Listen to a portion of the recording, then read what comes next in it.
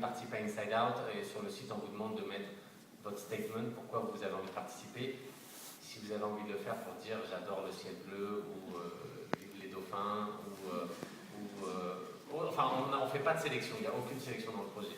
Par contre, si vous voulez utiliser le projet à caractère raciste, il y a plein d'autres plateformes qui sont disponibles pour vous. Mais bon, Inside Out ne correspond pas forcément à vos besoins. Et bizarrement, en fait, ça se passe. Pas vraiment, les gens ne viennent pas pour ça. Les deux, et quand vous participez à Inside Out, voilà, vous recevez votre photo, vous allez la coller où vous voulez ou pas, mais vous participez à un projet artistique et qui peut s'arrêter à tout moment parce qu'il est très fragile financièrement, mais à la fois, vous savez que vous n'êtes pas récupéré en tout cas par une marque derrière. Je trouve qu'on a tout qui nous est présenté par un tel, et vous mangez ça grâce à ci, et vous sauvez un petit enfant là-bas grâce à eux, et ci et ça. Il y a un moment où, en fait, je me suis rendu compte que les gens qui m'aidaient dans le monde, c'était des gens qui le faisaient, mais sans demande de crédit, sans me dire, bah tiens, l'atelier à New York, par exemple, je ne paye pas de loyer, et c'est un mec qui nous prête son bâtiment pour qu'on puisse imprimer, et il est remercié nulle part, il ne veut pas, et c'est un mec dans l'ombre. Quand j'ai été collé dans plein d'endroits dans le monde, il y a des gens qui nous ont prêté leur échelle, leur voiture, leur robinet ou autre. C'est des gens qui l'ont fait pour le message, pas pour ce qu'ils allaient en retirer. Et j'ai souvent l'impression quand je travaille quand je discute plutôt avec des organisations, des marques ou autres, que les premières discussions c'est comment on va récupérer en image, en communication. Du financement justement, alors comment vous financez tous ces projets autour du monde? J'imagine que voilà, les gens qui vous aident, ce que vous disiez, mais comment vous faites concrètement pour financer Vous leur avez pas dit encore. Parce qu'en fait on va passer parmi vous avec des corbeilles. Et on prend que le liquide. Non, on ne peut pas faire de dons au projet. Je fonctionne comme un artiste et je vends mes œuvres et avec les bénéfices de ces ventes, je réinvestis dans les projets. Et donc, je fais que depuis le début, je vends que quelques œuvres par an. C'est un tout petit nombre.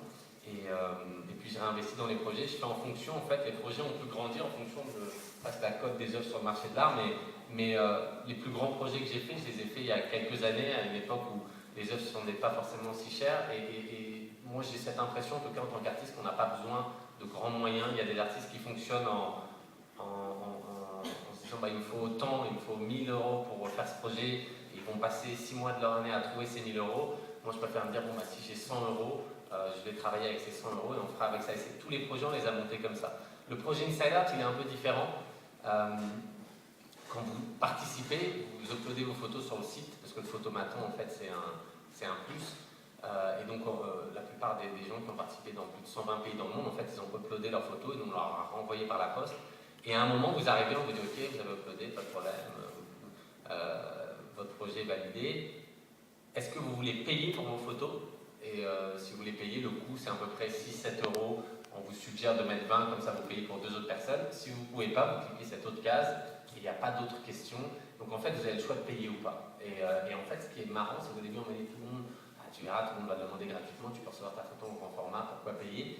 Et en vrai, il y a 40 à 45% des gens qui payent, et donc qui font vivre ça. Alors c'est très fragile parce que quand le film, par exemple, est sorti sur HBO aux États-Unis, c'est des millions de personnes qui l'ont vu, et d'un coup, on se dit, bah merde, peut-être que ça va faire tomber la balance. Le fait que vous vouliez engager la conversation justement et vous faites beaucoup participer les gens dans votre travail. Alors jusqu'à quel point est-ce que c'est possible justement de faire participer les gens et qu'est-ce qu'il y a derrière comme philosophie entre guillemets? Je pense que dans la participation, il y a deux choses. Le projet Inside Out, c'est vraiment une plateforme complète. On peut le voir là sur Inside Out comme ça. On envoie juste des photos aux gens. Vous voyez là, et les gens les recollent où ils veulent. Ça c'est juste un portrait au Brésil, ça c'est un plus grand sur un toit, ça c'est la frontière entre Mexique et États-Unis où les gens ont collé des milliers de photos. Pour eux, si je m'arrête sur Juarez, c'est un projet social et politique, une envie de montrer qu'au milieu de toute la violence, il y a des visages des deux côtés qui se rassemblent pour changer l'image. À Paris, il y a 2 jours à la BNF, c'était pas ce même sentiment que vous aviez, ou au Palais Tokyo, les gens venaient faire jusqu'à 8 heures de queue dans le froid pour se coller, pour se retrouver, mais il n'y avait pas un message direct derrière. Et pourtant, moi, je ne trouve pas qu'un projet est plus fort qu'un autre. C'est juste qu'on ne vit pas du tout dans le même contexte. Donc l'image, pour eux là-bas ou pour nous ici, ne veut pas dire la même chose. Il y a des gens qui peuvent utiliser ici l'image pour faire des projets politiques, engagés ou autres. Mais ici, il y a aussi beaucoup de gens qui vont prendre la photo et se dire bah, peut-être que ça vaudra de l'argent plus tard, ou peut-être que c'est une œuvre d'art et qui vont l'encadrer chez eux. Moi, je pense que ce projet, c'est un miroir de la société. Il n'y a pas un endroit où on a raison, un endroit où on a tort. C'est juste que quand je vois des gens se coller dans une petite rue comme ça au Brésil, ou à Rome, au Vatican, ou dans des pays où j'ai jamais été en fait, des Indiens d'Amérique montraient qu'ils existent, qu'ils sont toujours là et qui collent leurs photos, je me dis que ok, peut-être que pour eux l'image a un vrai sens existentiel, et pour d'autres, c'est juste un moyen de partager quelque chose en communauté. J'ai eu ce sentiment à Paris.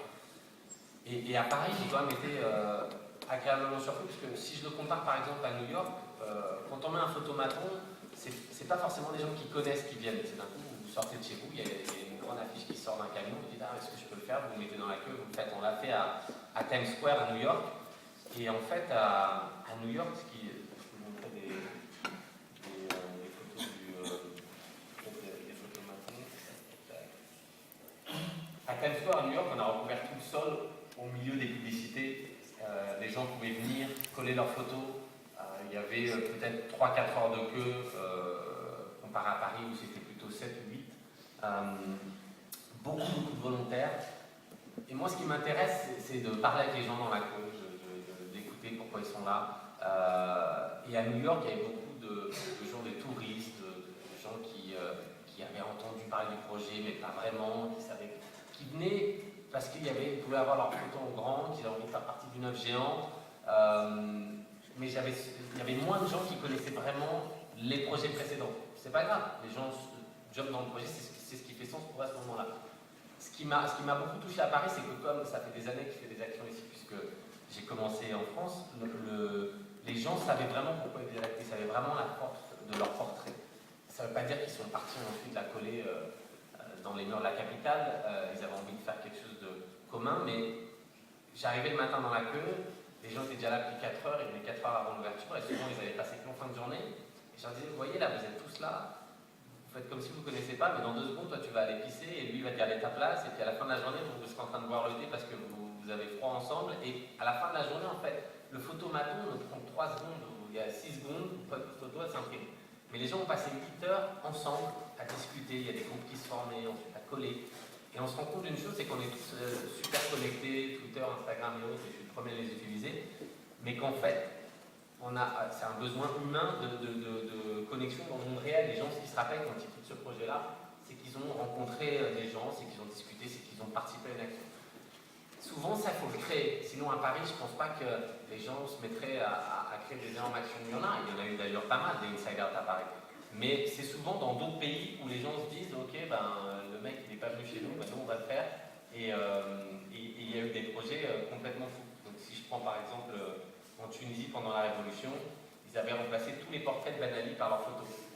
Donc tous les portraits du dictateur s'étaient fait couvrir dans le pays, et ça a créé des élans de discussion. La plupart, ça vous le verrez dans le film si vous avez la chance d'aller le voir au cinéma. On voit des affiches se faire déchirer, lacérer par des foules entières, parce que les gens ne comprennent pas, parce que c'est là-bas d'un coup, c'est pas une œuvre d'art, ça ressemble au portrait de Ben Ali presque. Alors c'est pas Ben Ali, mais d'un coup les gens ne savaient pas dans quelle case de mettre, donc la première instance c'était de le déchirer.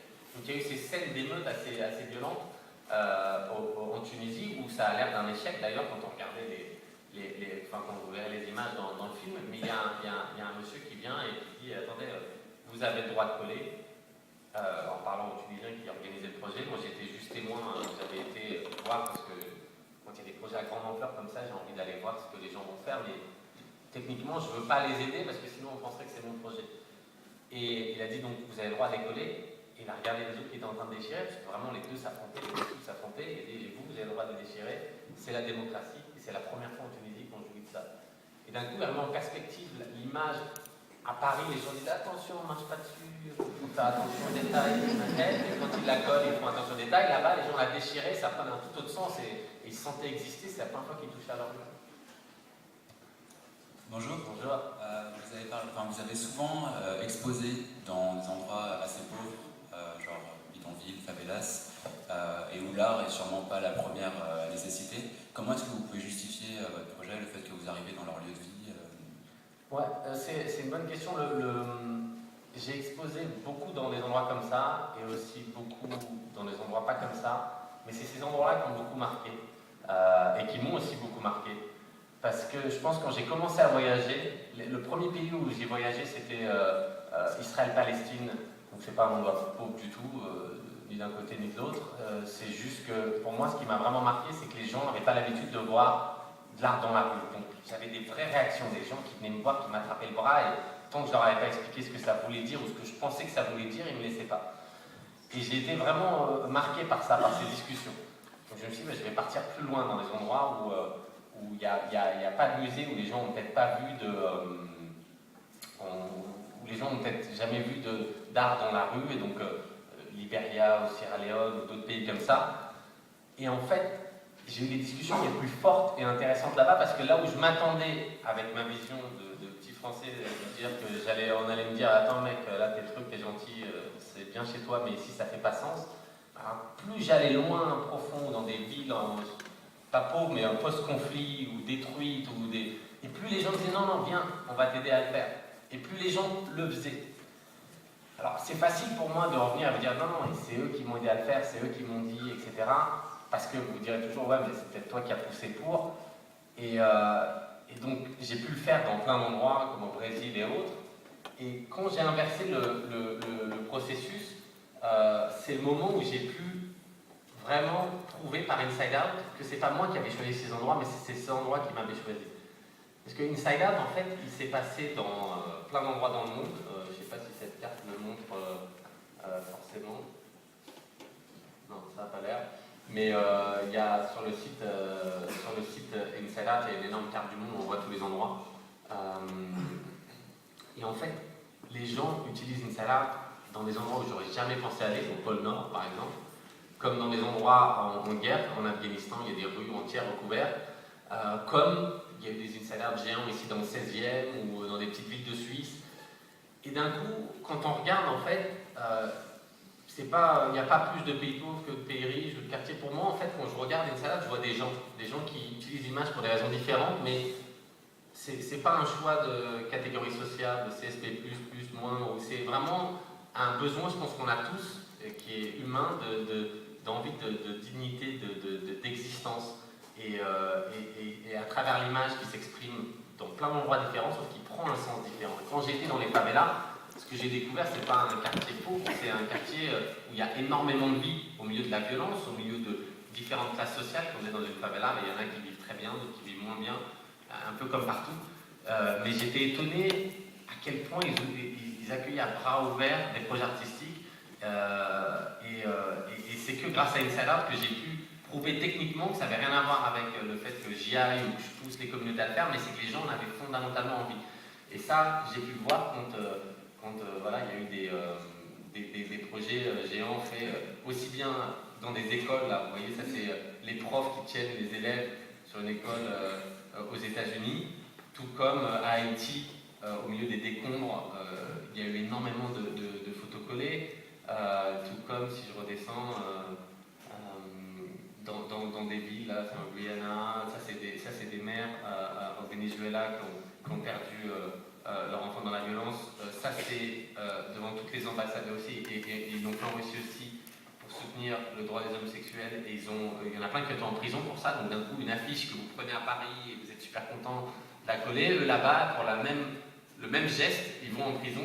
Ça c'est au Pakistan, enfin dans des endroits en fait vraiment complètement différents, et donc voilà, c'est comme ça que j'ai réalisé en fait que ça m'a même répondu à cette propre question que l'art en tout cas trouve son utilité même dans des endroits où d'ici on le penserait. Et une fois que tu te retrouves avec ta gueule en grand comme ça, qu'est-ce que t'en fais quoi? Tu vois, si tu la mets chez toi, tu vois, c'est un trip quand même de te réveiller face à ta gueule, et il y en a plein qui le font, mais alors souvent je leur dis génial, super. Pour moi oui, c'est un trip narcissique. Le truc c'est que, je redis, c'est un miroir de notre société. S'il y a des gens pour qui ça fait sens de faire 5 selfies par jour sur Instagram ou de se coller en grand, Ou s'il y en a pour d'autres, pour qui cette photo, je les vois quand on les imprime, quand on l'a imprimé au Japon, dans la zone au-dessus de Fukushima et autres, les gens ils prenaient la photo, et le premier truc c'était qu'ils avaient envie de la coller, ils se disaient pas tiens je vais la ramener à la maison. Dans plein d'autres pays pareil, pour eux c'est un outil. Donc en fait oui, dans certains contextes c'est un outil narcissique, dans d'autres pas du tout, et c'est une arme, et les gens prennent ce coup de papier, on a fait rentrer des affiches en Iran, et ils les ont collés, les gens ont dû quitter le pays juste après, et d'un coup c'est plus du tout le même truc, ils ont dû se cacher pour se coller, enfin il y a des gens qui risquent leur vie pour ça, et puis ici on a cette chance d'avoir digéré l'impact de l'image, et donc se dire bon, j'en fais ce que je veux. Ouais. Vous êtes un peu à l'opposé de l'image de l'art contemporain qu'on a, où c'est vraiment une poutre accrochée à un mur avec un numéro. Et est-ce que vous avez conscience et est-ce que vous revendiquez le fait de participer à démocratiser l'art contemporain? En tout cas, je connaissais pas l'art contemporain avant. C'est parce que j'ai jamais étudié l'art proprement dit, donc j'avais pas de référence. Et puis quand je voyais une poutre avec un truc qui penche, je comprends toujours pas aujourd'hui. Hein, donc quand je vais dans les musées, souvent, je me fais chier, quoi. J'ai besoin que ça me parle, donc il y a des artistes qui arrivent à me communiquer ça, d'autres pas. Par contre, ce que j'aime avec l'art contemporain, c'est que tu peux passer 1000 frontières. En tant qu'artiste, en tout cas, tu as le droit d'aller parler du droit des femmes à Abu Dhabi, tu as le droit d'aller parler tu as le droit d'exposer des réactions entre Israéliens et Palestiniens au centre Pompidou. Tu as un accès en dehors d'un réseau associatif, politique, etc., qui est énorme. Et ça, oui, je l'utilise énormément parce que, et je me rends compte qu'en tant qu'artiste, on t'ouvre les portes des deux côtés, dans plein d'endroits, dans plein de contextes, dans lesquels on ne t'ouvrirait pas si tu étais un activiste ou si tu travaillais pour une société ou autre, parce que d'un coup, tu serais lié à quelque chose. En tant qu'artiste, tu es lié à rien. C'est toi, ta responsabilité, tu as le droit à l'échec, en fait, puisque ça n'engage que toi. Et ça, je le mesure vraiment de plus en plus, et c'est pour ça que je veux pas lier à des marques ou à des associations, parce que justement, je pense que ce qui a fait la clé, les gens ils sont pas bêtes quand j'arrive dans les favelas ou dans d'autres endroits. La première question c'est what is the purpose of your message, tu vois, quel est le but de ton message, pourquoi tu le fais, qui paye, pourquoi tu es venu ici, etc. Et à ces questions il faut répondre, et à la fois j'ai pas une réponse claire sur tout, quel est le but du projet, je sais pas, je vais faire des portraits, je les code, je sais pas si ça va avoir un impact ou pas. C'est après avec du recul qu'on a pu voir dans certains endroits que ça a eu un impact, mais il y en a plein d'autres où peut-être ça n'en a jamais eu, ou peut-être que je ne le saurai jamais. En tout cas, ce n'était pas le but. Je ne suis pas parti en me disant tiens, je vais aller changer le monde avec les photos. Au début, j'étais plutôt en train de me dire je vais essayer de coller sans me payer d'amende. Donc, pour moi, c'est pas un des gros facteurs. Je ne sais pas où aller. Bonjour Gilles, j'ai une question. Vous n'avez pas peur parfois qu'avec cet aspect un peu désincarné et cette volonté revendiquée de l'anonymat, les projets que vous lancez vous dépassent complètement, c'est-à-dire que ça prend une telle ampleur politique, par exemple en Iran ou en Russie, que du coup parfois vous dites tiens, j'ai lancé le mouvement, mais du coup ça prend une telle ampleur que je me sens parfois dépassée. Si, sur Inside Out, il y a des cas comme ça. Récemment, j'ai parlé avec quelqu'un qui l'avait fait en Sierra Leone, et parce qu'elle a collé des jeunes, il y en a des jeunes des rues là-bas, et il y en a que 3 ou 4 qui ont été repérés par la police et mis en prison. Donc l'américain me disant je suis vraiment embêté, comment je peux faire, etc.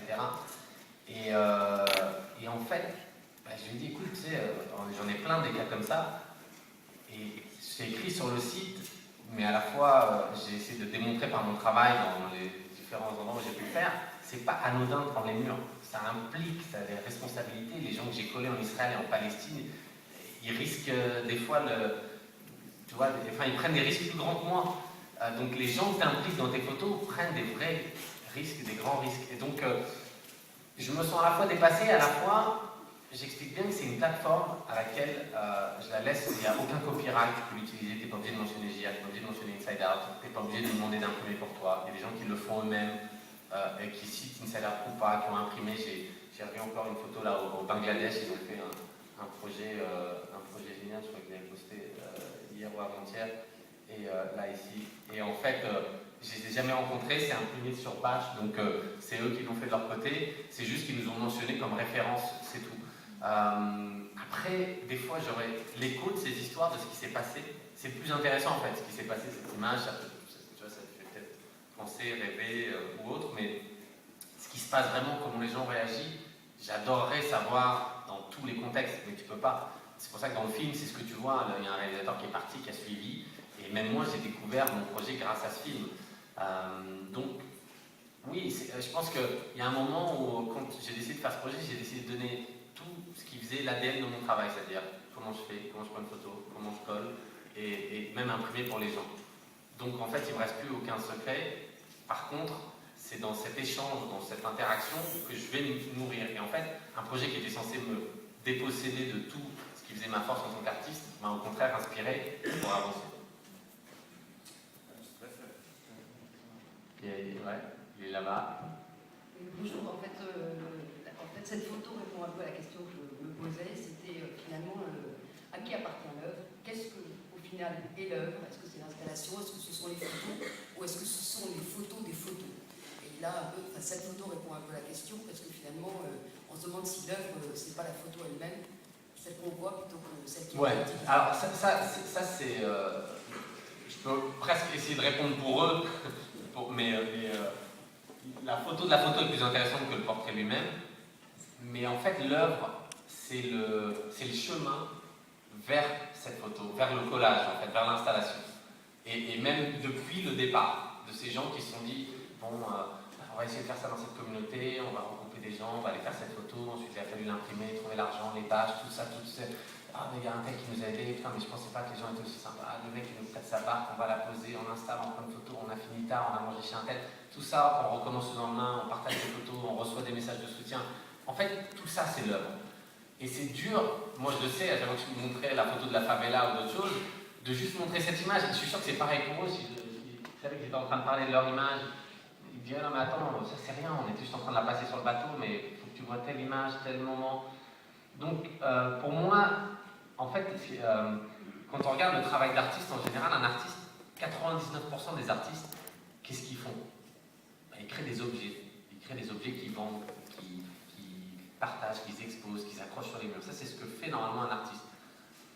Moi, je pense que je fais partie de ces 1% qui ne créent pas d'objets ou peu. En tout cas, 99% de ce que je fais, c'est pas ça. C'est de créer des moments, des instants qui ne sont pas matériels, qui ne sont pas vendables, qui ne sont pas quantifiables, qui sont juste des... Comme là, on a collé pendant 6 jours à Paris, entre Pas et la BNF et 1000 rencontres, etc. Pendant ce temps, il y avait d'autres projets qui se passaient dans le monde, mais de tout ça, il n'en reste que des traces photographiques ou autres, des traces de papier, mais il n'en reste rien de physique. Les gens savaient que leur photo n'allait pas rester, qu'elle allait...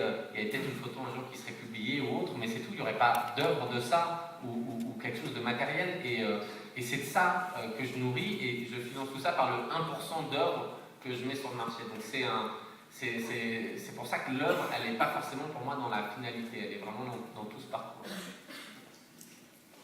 Maintenant que je bouge, ma question est assez liée à celle-ci, donc là un peu con, mais le thème de l'accord, je crois que c'était art engagé, art engageant ou l'inverse, et donc justement, en lien total, je me demandais qui est l'artiste, celui qui s'engage ou celui qui engage dans cette démarche. Est-ce que finalement tous ces gens qui participent, qui ont des projets et qui mettent en place, est-ce qu'ils sont aussi un peu artistes? Est-ce qu'ils sont dans la démarche artistique? Est-ce qu'ils font partie de la réflexion artistique? Ou est-ce que finalement ils sont que eux les objets puisqu'ils créent les relations et pas artistes?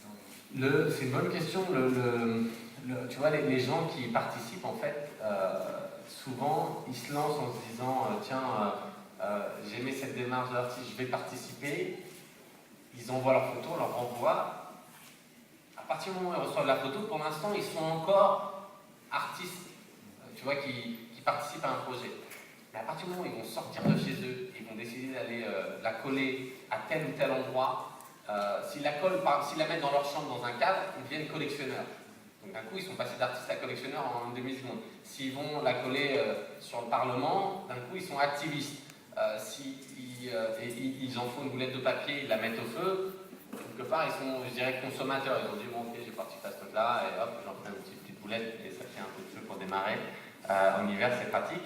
Et en vrai, c'est pas moi, en envoyant ce poster, qui vais décider, et c'est les gens qui deviennent acteurs de leur image et donc ils vont choisir un chemin ou un autre. J'ai une question, si vous voulez. Ouais.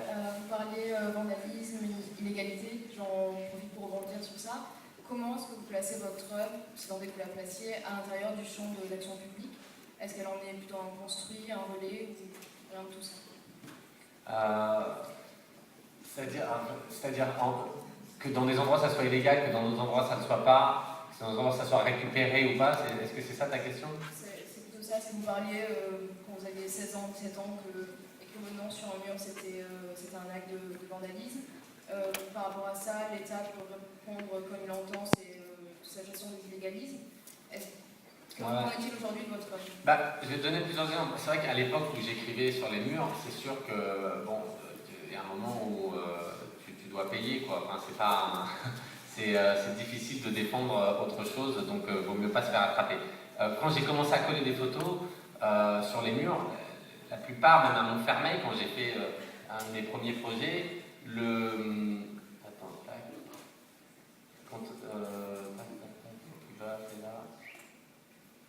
quand j'ai fait ça à Clichy-Montfermeil, sur les immeubles, les émeutes ont commencé un an après. Là, il y avait une plainte du maire de Montfermeil contre X, parce qu'il n'avait pas mon nom, mais à un moment, si je m'étais fait arrêter, j'aurais dû payer pour dégradation de biens publics. Aujourd'hui, tu le vois comme un projet artistique. À l'époque, lui avait porté plainte pour dégradation parce que c'est des bâtiments d'État. Et donc, ce qui est intéressant, c'est que il y a des contextes dans lesquels je suis invité à recouvrir des musées, des institutions. Là, j'ai recouvert la BNF et tout le monde dit oui, c'est une œuvre.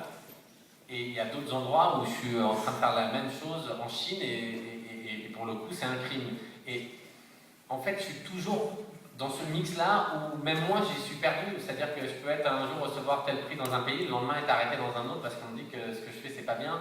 Et d'ailleurs, si demain j'allais coller dans la rue, juste là, sans demander à personne, j'aurais aussi des problèmes. Je pense qu'il n'y a pas de raison que je passe à côté.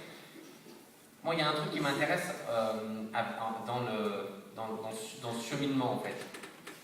Il y a des gens qui pensent que d'avoir collé, par exemple, sur les favelas, c'était plus fort que de coller sur un musée ou autre. Donc souvent on me dit oui, mais pourquoi tu vois, ça colle sur le favela, c'est bien, etc., c'est fort, mais je comprends pas trop pourquoi du coup tu vas faire la BNF ou tel truc ou dans tel musée. Et en fait, c'est vrai que c'est parce qu'on sait que c'est violent, c'est tout ça, c'est des images dont on a peur, peut-être ça attise notre curiosité et ça impressionne. En vrai, quand il y a un an après, bon, c'était 2009, au Brésil, j'ai été invité à recouvrir les monuments. C'est-à-dire que quand je l'ai fait dans la favela, j'avais aucune autorisation. L'État ne pouvait pas rentrer dedans et à la fois s'en foutait parce que c'était une zone de non-droit. Mais les journalistes me filmaient par hélicoptère autour pour choper des images et essayer de comprendre ce qui se passait. Je ne fais jamais de communiqué de presse. Et ensuite, au Brésil, ça a eu un énorme impact parce que les gens se disaient mais attends, cette favela, c'est là où il y a la base d'un des plus gros cartels de drogue, il n'y a jamais eu d'ONG dedans. Comment ça se fait que c'est possible? Donc au final, ce pourquoi j'aurais jamais eu l'autorisation, parce que l'État ne pouvait même pas en donner, est devenu quelque chose que l'État avait envie de récupérer. Donc l'année d'après, j'ai été invité à recouvrir un monument. Donc là, tu peux dire, bah alors attends, est-ce que c'est pas le moment où ton projet fait plus sens? Et en fait, au moment où j'ai découvert ce monument qui est les Arches de l'Apa, qui est comme la Tour Eiffel pour nous ici, mais à Rio, avec les portraits des femmes qui venaient de cette favela, et qu'il y avait une expo dans un musée dans lequel tu découvrais toute l'histoire de cette favela, c'est la première favela du Brésil. Les guides dans cette expo étaient des gens qui avaient engagé de la favela. Tu retrouvais une des maisons les plus anciennes qui a été exposée d'ailleurs, la maison dont c'est pas très clair, parce que l'image est sombre, mais c'est une des premières maisons en bois qui a été exposée d'ailleurs au pavillon de l'Arsenal comme un monument d'architecture. Bref, quand il y a eu toute cette expo là-bas, où tu te dis, bon, est-ce que ça fait encore sens? C'est le moment où ça a choqué le plus de gens au Brésil, et la directrice de ce musée s'est fait virer même. Parce que les gens au Brésil n'étaient pas prêts de voir des gens qui viennent de cette favela sur leur monument et payés par leurs impôts ou autres, et d'un coup ils disent attends, non, nous, si on nous demande ce qu'on veut, on n'a pas envie de parler des favelas dans nos musées. Et c'est le moment où en fait j'ai touché cette zone de friction. Alors qu'avant on me dit ouais c'est génial, ouais c'est bon cette peinture là, Et c'était bien pour eux, c'était sur la favela, c'est au cœur de la ville, mais c'est en haut. D'un coup, quand ça touchait leurs biens, là, j'ai senti une certaine friction. Et finalement, c'est dans l'institutionnel que j'ai pu la sentir. Donc pour moi, ça m'intéresse de naviguer entre toutes ces zones. Et d'un coup, d'essayer de rentrer en Corée du Nord et de faire des collages, et d'un autre coup, essayer de faire une expo dans un musée et de montrer les réactions des gens. Je pense